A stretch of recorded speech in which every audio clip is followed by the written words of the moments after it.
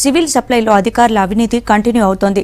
ఇదే విషయంపై commissioner CV Anand కు రిపోర్ట్ ఇచ్చింది విజిలెన్స్ టీం. సిబ్బంది కొరతను ఆసరాగా చేసుకుని రెచ్చిపోతున్నారని తెలిపింది. మరోవైపు విజిలెన్స్ టీం రిపోర్టుతో పౌర సరఫరాల జిల్లా అధికారులపై సీరియస్ గా ఉన్నారు సివి ఆనంద్. పౌర సరఫరాల శాఖలో అవినీతి అక్రమాలకు అంతు లేకుండా పోతోంది. అధికారులు, కాంట్రాక్టర్లను కమిషనర్ సివి ఆనంద్ హెచ్చరించినా ప్రయోజనం లేదు. అక్రమాలపై ఎప్పటికప్పుడు కమిషనర్ సివి ఆనంద్ డిపార్ట్మెంట్ల వారీగా రివ్యూలు నిర్వహించినా సిబ్బంది మాత్రం తీరు మార్చుకోవడం లేదు.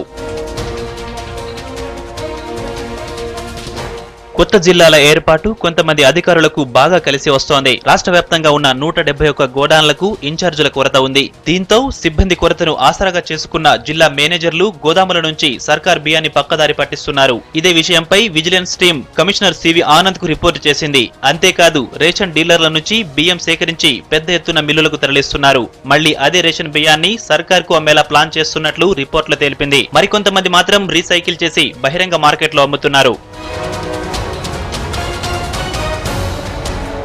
రేషన్ దందా అంతా పాత జిల్లాలైన వరంగల్, ఖమ్మం, నల్గొండ, కరీంనగర్, ఆదిలాబాద్, మెదక్ జిల్లాల్లో ఎక్కువగా జరుగుతున్నట్లు తెలిపింది విజిలెన్స్ టీం.